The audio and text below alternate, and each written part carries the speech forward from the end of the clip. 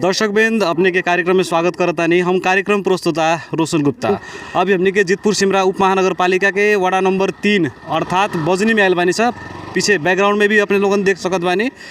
अभी हमने के वार्ड अध्यक्ष से बात करें सर, ई वार्ड कार्यालय काहे इतना प्रसिद्ध बा, कौन कारण से प्रसिद्ध बा, आ ई वार्ड से अन्य वार्ड सब का पाठ ले सकता, वही विषय में हमने के बात करे के प्रयास करें सन। तो आई हमने के शुरू करल जाओ।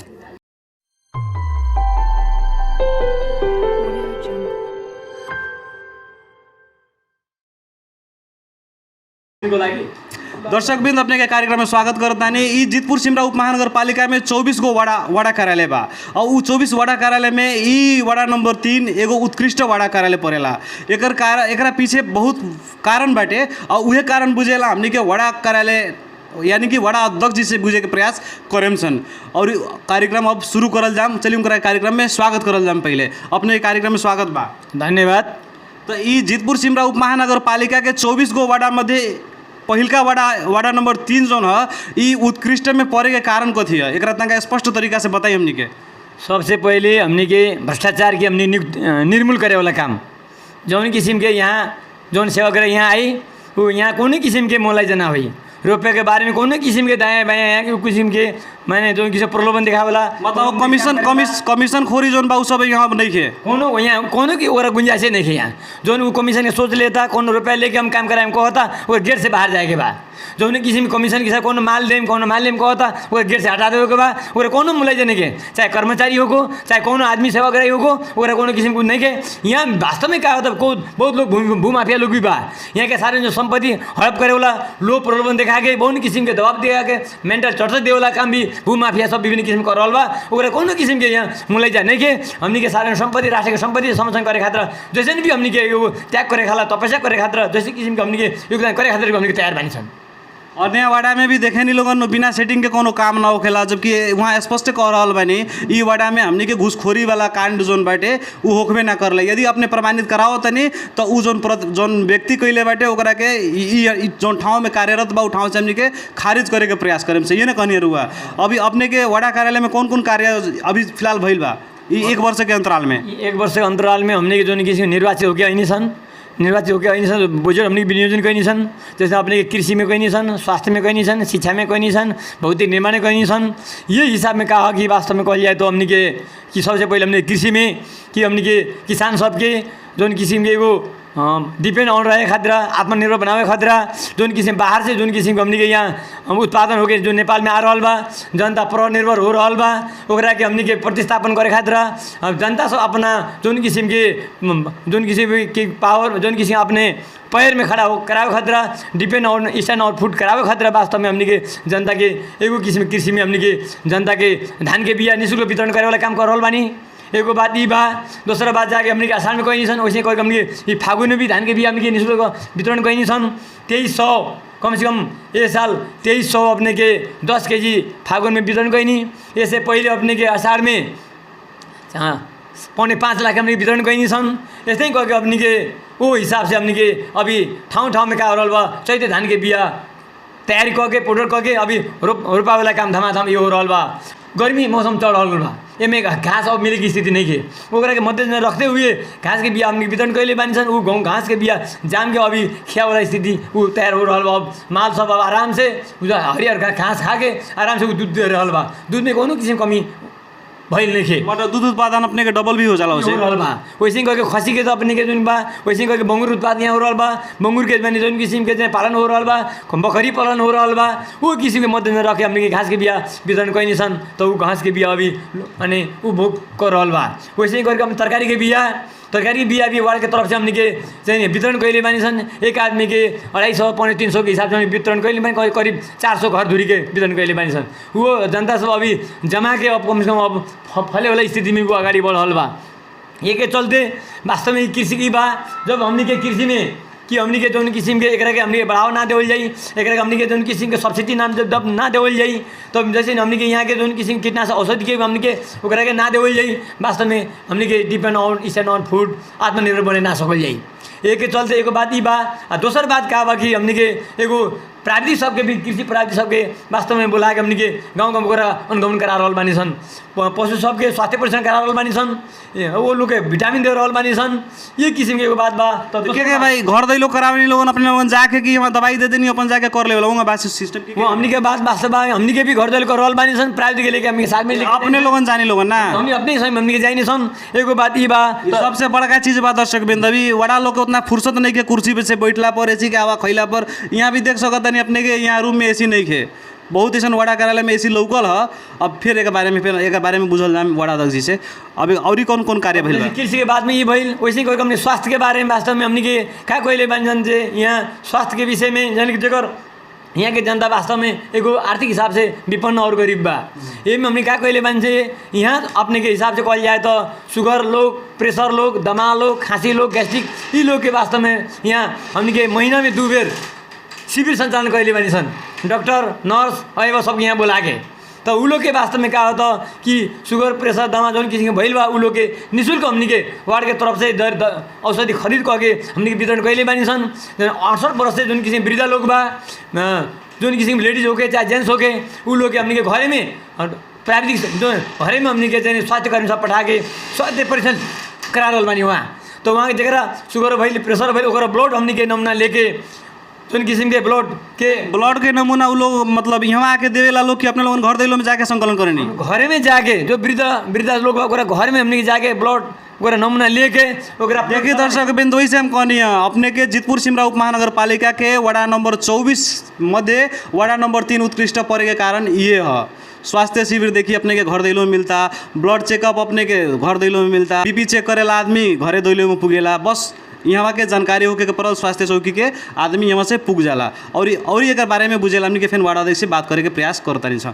और कौन कौन कार्य भेल बा ऐसे करके जगह हमरा जितना ये वार्ड बा ये वार्ड में शुगर प्रेशर जितना लोग बा उ लोग के औषधि किने के जरूरत नहीं है। ओकरा जितना बा आधार पर स्वास्थ्य चौकी बजनी में बा उ लोग के आगे यहाँ से निःशुल्क औषधि उ ले जा सकता। अब जैसे कि बहुत जगह आपने के हाला भेल बा कि बड़ा अध्यक्ष जी ऐसा बालो कि मतलब अपन जो चुनाव में घूमल बा लोग उ लोग के ही सेवा सुविधा दे रहल बा वैसा का तो यहाँ नहीं के नोत भेदभाव यहाँ आगे कोनो किसी के कोई कहे ओकरा खतरा ओकरा मान वास्तव में जौन किसी के सजाए भोगे वो भोगे हम तैयार बानी। हमरा कोनो बात नहीं के जेकरा हमरा वोट ना दिले बा ओकरा भी हम काम करके ओकरा खुश बनाएम। आवेला दिन में वास्तव में हमरे को वहाँ विरोधी ना लोग वोट देवे करीब बाकस में कि यहाँ वास्तव हमारा पक्ष में कि वास्तव में 75%, 80%, 90% यह हो इतना अभी ये बात बा कि जो हमारा वोट भी ना दिले रहे वो भी अब पछता रहा बा काहे कि वास्तव में बहुत गलती हम कोई नहीं कि बस ऐसे आदमी के वोट देवे के चाहत रहे कि गलती कोई नहीं। तो ये ऐसे आदमी को हमने के वोट देवे के चाहिए, बहुत अच्छा काम कर रहा बानी कह के वो हमने के वास्तव में तारीफ कर रहा बा। देखिए एगो असल प्रतिनिधि के यह कार्य है आ उ अपन कार्य से ही अपन एगो छवि बनाई अपन ठाव में एगो अग्रता कायम करी। और यह विषय में फिर हमने के और बुझे के प्रयास करे से बड़ा कार्यालय में का कैसन और का आगामी दिन में होखे वाला बा उहे विचार बातचीत वाड़ा अध्यक्ष करे के प्रयास फिर करता नहीं सन। और का भइल बा अपने के वाड़ा का वैसे करके अपने हमें तुरंत हमने क्या कहले बानी जे जौन किसी महिला बा जौन किस्म के महिला गर्भवती महिला बड़न जौन के सुतकेरी महिला बड़न वास्तव में उस महिला शारीरिक रूप से तंदुरुस्त रही स्वस्थ रही तो जौन जन्मल गई बच्चा भी अच्छा रही कि अभी वास्तव में कहा कि अंतर्राष्ट्रीय जगत में नेपाली के जौन किस्म के एगो सोचे वाला शक्ति हो उसमें वास्तव में कुछ रास आ रहा बा कमी आ रहा बा ई लोग चर्चा में चल रहा बा। मतलब जितने बाल बालिका के पोषण देवल जाए पोषण उपलब्ध करावल जाए उतने लड़का स्वस्थ हुई तंदुरुस्त रही बौद्धिक क्षमता ओकर बढ़ी। यही कारण से अपने लोगन अभी कार्यक्रम अब अंडा वितरण करी नहीं है लोगन आगामी दिन में कथी कथी योजना बा ऐसे हमने के 1 महीना में चाहे 15 दिन में 15 दिन शाम सवेरे एगो सुतकेरी महिला एगो गर्भवती महिला 2 अंडा लोग खाई। ये लगातार 15 दिन में आई वार्ड में आई स्वास्थ्य आधार स्वास्थ्य चौक में आई वो अंडा ले ली वो खाई। ये व्यवस्था वाड़ा कैले बा वास्तव में वहाँ के बच्चा के मानसिक शारीरिक बौद्धिक विकास करावे खातिर एगो बात भइल ओकरा माई के भी शारीरिक स्वस्थ रहे खातिर बच्चा के स्वस्थ रहे खातिर यो हिसाब से वास्तव में का होता अन्य जो जनशक्ति बा जो इंटरनेशनल जो किसिम जनशक्ति बा उ लोग से वास्तव मानसिक रूप से प्रतिस्पर्धा करे खातिर शारीरिक रूप से प्रतिस्पर्धा करे खातिर बौद्धिक रूप से प्रतिस्पर्धा करे खातिर स्किल के हिसाब से प्रतिस्पर्धा करे खातिर वो किसी में कोनो किस्म के कमी ना हो कह के एक बात के मद्देनजर रखते हुए ये किस्म के वास्ते हमने प्रोग्राम लॉन्च कैले बानी। बस हम भी एगो गरीब आदमी सन हमने के सुकुम्बासी आदमी सन वो में से हमने के मैंने यहाँ से लोग जनता जीता हमने यहाँ पुआले बा जे गरीब बा गरीब के समस्या बुझी धनी के बाद धनी के समस्या बुझी खेल बा, खेल जो खिलाड़ी बा तो खिलाड़ी के समस्या बुझी। ये के चलते हमनी के जो जनता से हमनी के इलेक्टेड होकर आइल बानी ओकरा के जोन किस्म के समस्या बा ओकरा समस्या के मनन करे वाला, समस्या के आत्मसात करे वाला हमनी के दायित्व हो, हमनी के कर्तव्य हो, हमनी के फर्ज हो। ये के चलते हमनी के कि वास्तव में महिला सब कहिले बानी आवे वाला दिन में फिर महिला सब हमनी के जैसे होई तो सुतकेरी महिला बा तो उ लोग के वास्तव में का कहल जाए तो कम से कम और हिसाब से माने उ लोग के मुर्गा भइल, मुर्गी भइल, माने हम हस्तांतरण करके निःशुल्क वैसे करके अपने के भइल कि अब विटामिन सब और भइल। जैसे हमने के जाने घर से अस्पताल तक उ लोग पुआवे खतरा जोन किसी रुपया चाहिए ओकरा के निःशुल्क हमने के एम्बुलेंस की व्यवस्था करे वाला काम एम्बुलेंस मुहैया फ्री में कराएम रुआ ना एक आवेला हमने के जो प्रोग्राम बा वो प्रोग्राम हमने के अगाडि बढ़ा रहल बानी। जैसे करके अपने के यहाँ के जोन किसी के बच्चा जन्मे वाला जोन जगह जोन घर बनाएको बा ओकरा भी हमने के अगाडि बढ़ा रहल बानी सन। एक के चलते वास्तव में यहाँ के कि हमने के जनता सबके जोन कि हमने के यहाँ के महिला जो दीदी बहनी सब बा उ लोग के महिला मैत्री हिसाब से उ लोग के स्वास्थ्य में पहुँच पुगावे खतरा हमने की काम कैले बानी सन। तब हमरा ये बताएं जनता लोग के भी ये चाहना बा बुझे के कि अभी नगरपालिका अपने के बजट में भारी कटौती कैले बा। अब ई कम बजट में भी इतना काम अपने के एक वर्ष में संपन्न कैले बानी जौन कि बाकी लोग के सोच से भी पढ़े के बात बाटे, मतलब सोच से भी बाहर के चीज़ भाई। तो एकरा के केंगे अपने लोगन व्यवस्थापन कैले बानी, लोगन कैसे मिला रहल बानी एकरा? ये विषय में वास्तव में जहाँ ये कमीशन हुई भ्रष्टाचारी मानसिकता हुई तो जाके अपने के और 50,000 का अंडा ले 5 लाख के बिल बनाई तो विकास हो ही ना। जहाँ अपने के 1 लाख के धान के बिया ले 5 लाख के बिया बनाई तो लोग के बिया पुगी ना, उत्पादन भी हुई ना, भ्रष्टाचारी हो गई। बजट स्वाहा हो गई। औषधि किनाई तो अपने जाके 8 लाख बा 1 लाख के औषधि किनाई 7 लाख के बिल बने जेब में धरी। ये हिसाब से जनता के कोनो किस्म के कल्याण होने वाला स्थिति नहीं के तो ऐसा काम करो था। ये लोग का अनुसंधान करे पड़ल, लोग के कार्रवाई करे पड़ल तो अब जाके लोकतंत्र, प्रजातंत्र, समाजवाद के रास्ता में देश अगाडि बढी जनता की इच्छा आकांक्षा पूरा हुई। तो अब जब ये वास्तव में एगो नेता ऐसा रहे कि वास्तव में वो निस्वार्थ रहो, साधु के जीवन बिताओ के चाहिए वो हिसाब से जाके तो अब ये देश के समाजवाद, लोकतंत्र, प्रजातंत्र जुन जनता के जुन अनुभूति कैले रहे, जन लड़ले रहे, जन संघर्ष कैले रहे, क्रांति कैले रहे, तुम हमने के जुन इच्छा आकांक्षा आत्मसात कैले रहे वो तब प्राप्त हुई। तब लोग के विश्वास ठीक रही। जब लोग भ्रष्टाचार में लग जाता, कमीशन तंत्र में लग जाता, घुसखोरी में लग जाता तो क्या हुई तो समाज के विकास ना हुई, जनता का अधिकार ना मिली तो ये व्यवस्था है अच्छा बा लेकिन व्यवहार अगर इम्प्लीमेंट ना करिए तो क्या हो जाए ये व्यवस्था के विरुद्ध में एगो अराजकतावाद, एगो तानाशाह, एगो किसी जोड़सूत्रीय संशोधनवाद, विभिन्न किसिम के प्रतिक्रियावाद ये लोकतंत्र पर, प्रजातंत्र पर धावा बोलियन सन कि अच्छा काम करे वाला के का हुई तो ये दिन चल जाए, खराब करे वाला फिर दिन आई। एक चलते का करे कि जनता सही का हो गलत का हो एक पहचान करे वाला ये स्थिति हो। एक चलते अभी का रहल बा कि निर्वाचन हुई तो उनमें 50 लाख करोड़ रुपये लोग खर्चा करता तो वे लोग जीत के आ जाता तो 1 करोड़ खर्चा करता तो 1 अरब 2 अरब 5 करोड़ कमा लेता। ये तो बात सही बा। ये वास्तव में जनता कही है वास्तव में प्रजातंत्र आई, वास्तव की समाजवाद कही आई। अपने अदालत में जाए पैसा ना देम तो वहाँ से अदालत गरीब के पैसा फैसला करी ना, न्याय को हमने मिले के ना। जो अब जमीन के बाद बा तो भूमि पे अरबों करोड़ों रुपये संपत्ति बा, लोग के जमीन के दिन दिहाड़े पुर्जा निकाल देता है।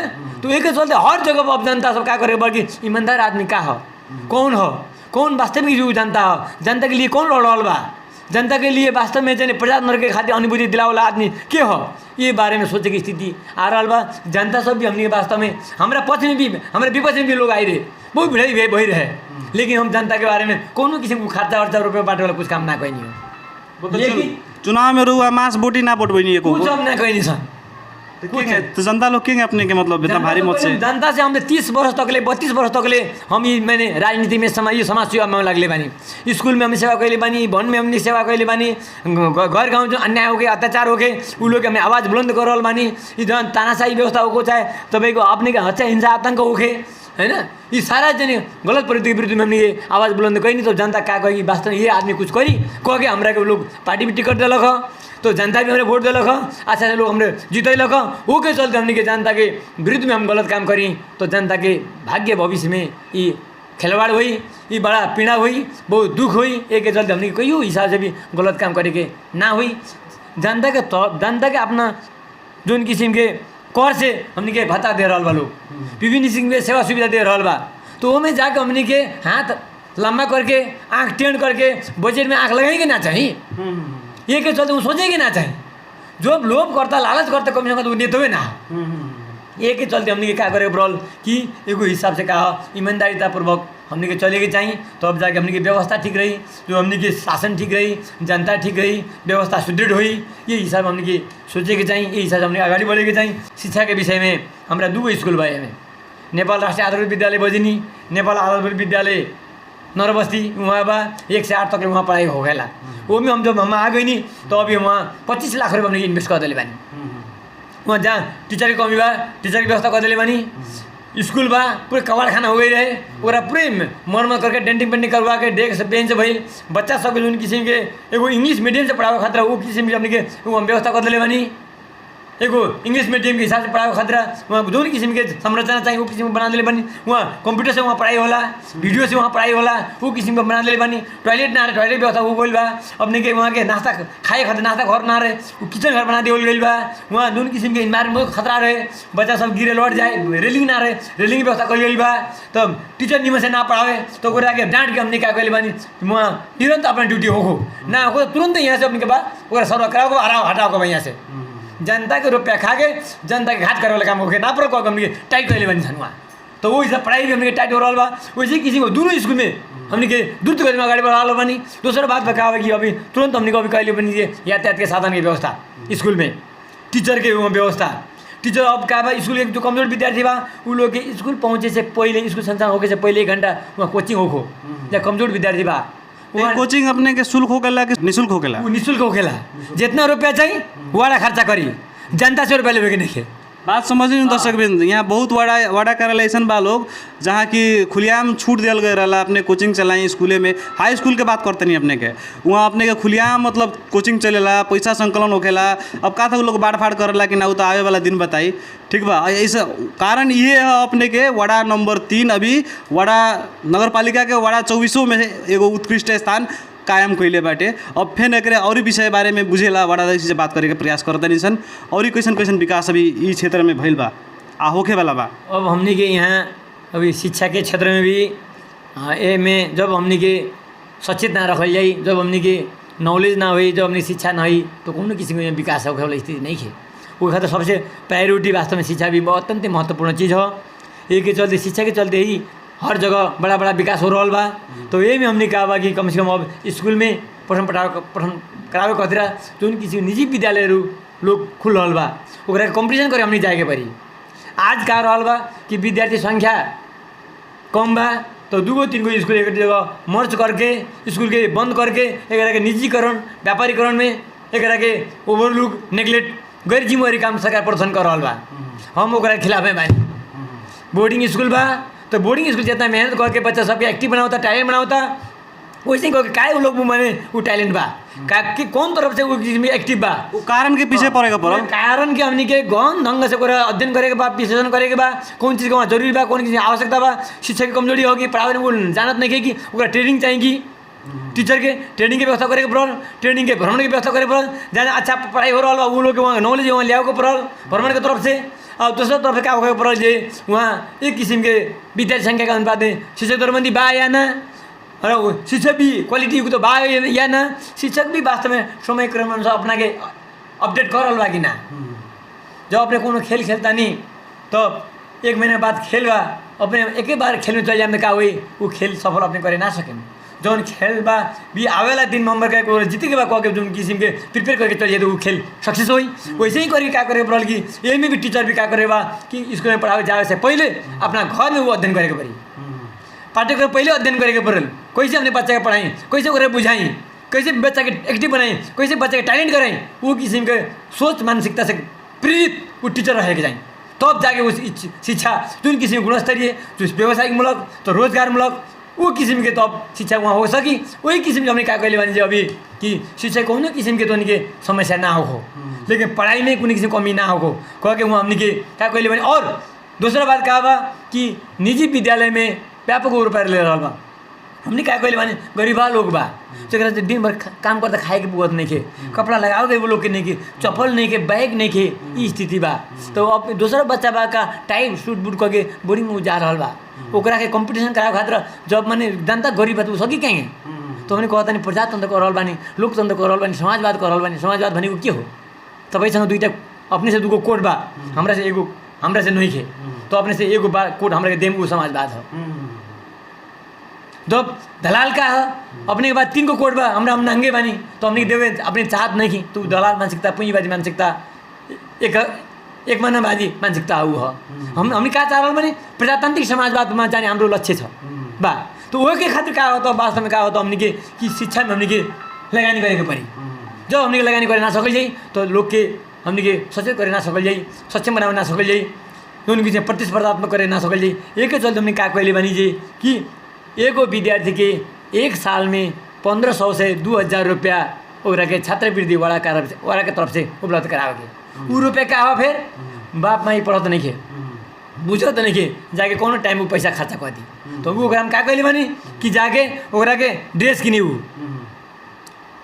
1500 हुई तो 4 महीने 4 थी 12, 3 किस्ता कह के 3 महीना में 4 महीना में अपने के 500 रुपये दिया। 500 में वो पेंसिल किनी, कलम किनी, कापी किनी, अब ड्रेस के समस्या ड्रेस वो किनवा दिया, ओकरा के जूता नहीं के जूता किनवा दिया। और वो हिसाब से हमने के ओकरा के व्यवस्था कैले बानी।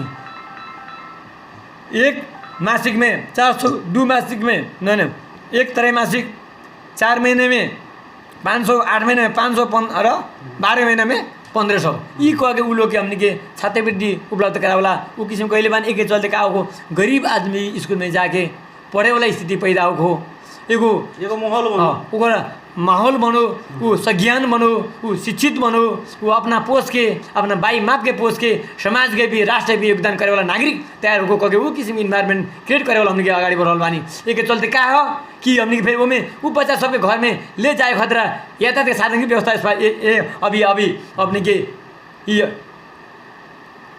सही सत्र जो प्रारंभ हो रहा अब हमने के यातायात साधन की भी व्यवस्था हमने करल बानी। यातायात के भी हाँ यानी कि प्लानिंग अपने के बोर्डिंग के पूरा फ्लॉप कर देवे के बाका वो हिसाब में के जाएगा हम चाह रहल बानी सर। वास्तव में प्रतिस्पर्धा करल है। देखी प्रतिनिधि ऐसा के होके के चाहिए महाराज। अभी देखी बहुत ऐसा वाड़ा आपने देख लो वाड़ा अध्यक्ष जी लोग के हाई फाई टाई बेल्ट साफ लगा के अजय दंगल जैसा बन के घूमे वाला भी देख लो, बालन जैसा चश्मा लगावे वाला भी देख लो। लेकिन ई जहाँ बानी उनकर देखिए सिंपल लिविंग हाई थिंकिंग वाला फिलोसफी बा। देखिए अपने के ड्रेस भी एकदम नॉर्मल लगेले बानी, कोनो हाई फाई ना, इवन इफ अपने के ड्रेस में आयरन भी ना मिली। अब बताई प्रतिनिधि ऐसा के ना होके के चाहिए जौन कि अपने के क्षेत्र में रह के अपने के पीड़ा बुझ सको। अब बताई हमारा जौन परफ्यूम लगैले बा, जौन टाई लगैले बा, उ का किसान के संग बैठ के गप करी? कभी ना करी। तो यहाँ ई वाड़ा से बाकी वाड़ा कराए लोग के भी कुछ सीख लेवे के चाहिए। अब और ही एक बारे में बुझे के प्रयास करें। अब जाते जाते अपने जनता के का कहे के चाहता नहीं, शॉर्टकट जानकारी दी जनता लोग के। वास्तव में हमने के कहा कि पद हमारा एगो छोट हो गए, आ बजट भी छोट हो गए। लेकिन ऐसे बड़ा पद रही, बजट बड़का रही, तो हमने इतना चाहता जैसे एगो सीमित बजट से हमने इतना काम कैले बानी। हमने का बता तो कल बानी शिक्षा के बारे में यहाँ वास्तव में अन्य तुलना में कोनो किसी में यहाँ कमी में नहीं है। नमूना हमने कह दिले बानी सन, जैसे करके स्वास्थ्य में देख ले बानी हमने नमूना कह दिले बानी सन, जैसे कृषि में देख ले बानी वो किसी में नया हमने नमूना कहले बानी सन। विकास के बारे में हम क्या कहले बानी, जहाँ नाला बनता, जहाँ अपने के बाटो ढलान होता, जहाँ ग्रेवल होता, जहाँ माटोपुरी होता, ये के बारे में कहा कि जितना 10% जो किसी में जनसहभागिता बा वो लोग जाके वहाँ शारीरिक मेहनत कर रही के बा। जे शारीरिक मेहनत ना करी, जैसे 5 लाख वहाँ बाटो ढलान दिया था तो 5 लाख में 50,000 वो लोग जनसमुदाय कर रही के बा। ऐसे पहले क्या होता रहे, वो वहाँ मुखिया भी कमीशन खाए, प्राविधिक कमीशन खाए और ढलान करे के बेटा बिगाड़ दे। वहाँ के उपभोक्ता भी कमीशन खाए, लेकिन वहाँ डुप्लीकेट काम होके हमने के का काम कैले बने अभी कि वहाँ जो किसी जनसहभागिता बा, जनसहभागिता अनिवार्य होके के चाहिए। जनसहभागिता ना भइल, बिल मिलाएको आइल तो वो किसिमको बजेट वहाँ पारित ना होई, अस्वीकृत होई, योजना सफल ना होई। जाते जाते अपने एगो हमरा बात बताई, अपने के वड़ा कार्यालय में रास्ता जो ढलान होखेला ना, का ढलान से ऊपर अपने के नाला बा कि केंगे बा? जौन किस्म के रास्ता के लेवल जो होखेला ना ओकर से ओसे डाउन बा 2 फीट की 2 फीट ऊपरे बा।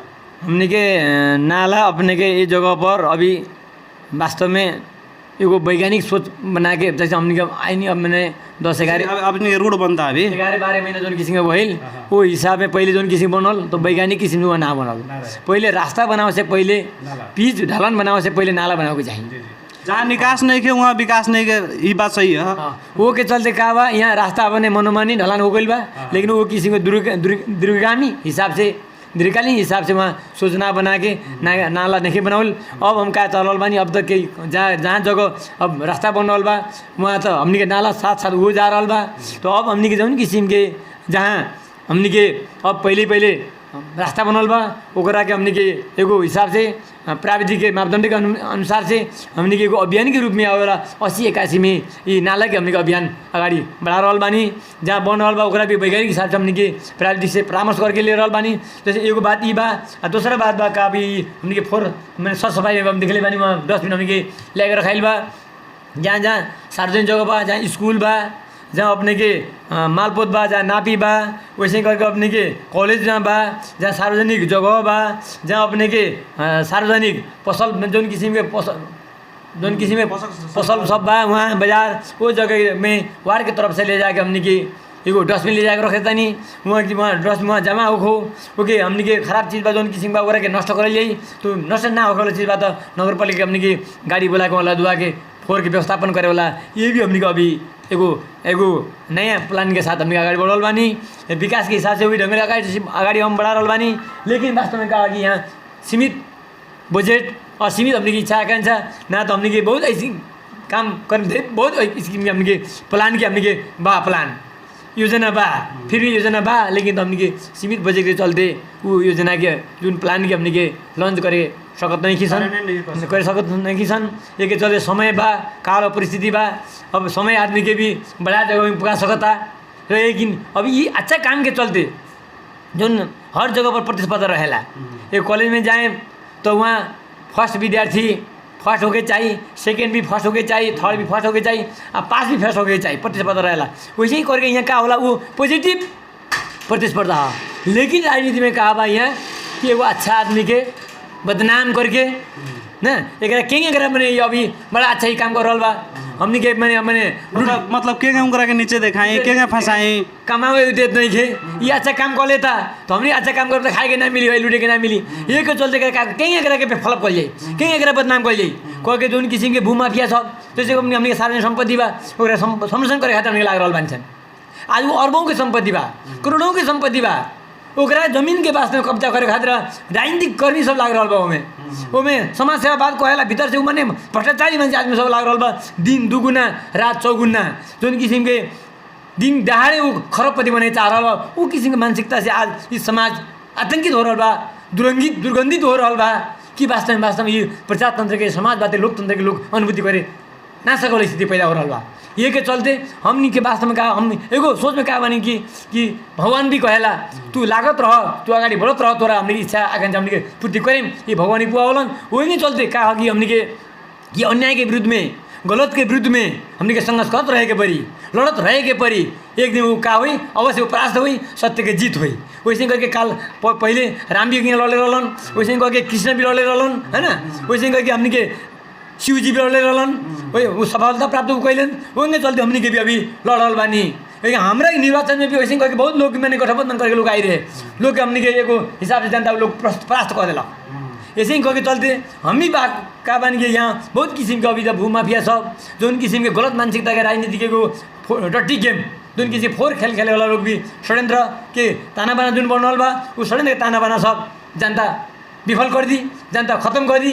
का हालांकि वास्तव में ये हर जनता भी कि नेपाल में देख ले कि नेपाल में 250 वर्ष राजतंत्र चलल है। देखनी हो अपने राजतंत्र के इतिहास हमने देख ले बानी।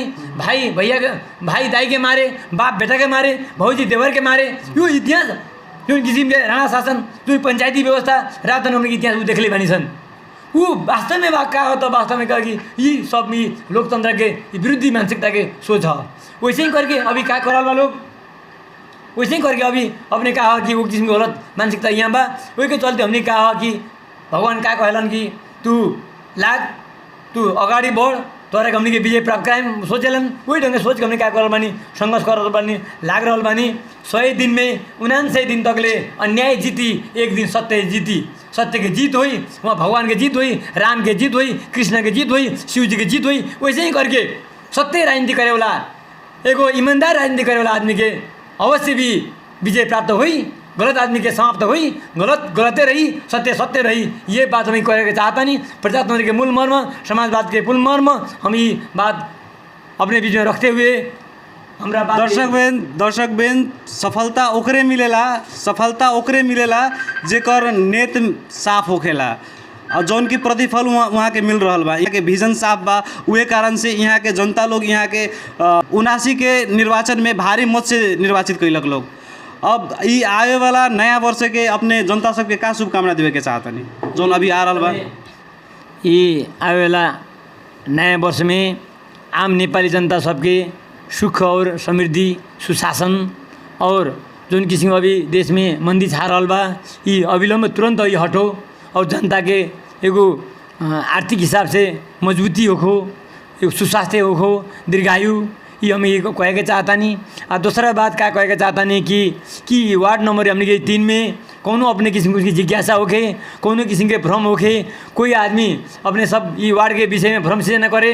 अपने आगे चाहे हमने के अंडा वितरण होखे, चाहे औषधि वितरण होखे, चाहे अपने के धान के बिया वितरण होखे, चाहे घास के बिया होखे, कोनो के विषय में भी अपने आगे, चाहे नगरपालिका में होखे, चाहे वार्ड में आके कहीं भी अपने के वो बिल भरपाई पूछ सकता नहीं, पारदर्शी हो सकता नहीं, कोनो किसी के भ्रम में पड़ेगा नहीं के कोई फटार सब हमने के बारे में भ्रम सृजना करेंगे, स्थिति भी सृजना कर सकता है। क्योंकि भ्रम में ना पड़ के कोनो अपने की जिज्ञासा होके तो यहाँ के बुझ सकता नहीं, यहाँ के सोच सकता नहीं, कोनो किस्म के यहाँ गलत सोच विचार भी ना होई। ये एगो ईमानदारीता, एगो पारदर्शिता, एगो स्वच्छंदता के एगो किस्म के इन्वायरमेंट क्रिएट करते हुए अगाडि बढे में नया साल हमने के एगो मार्गदर्शन करो।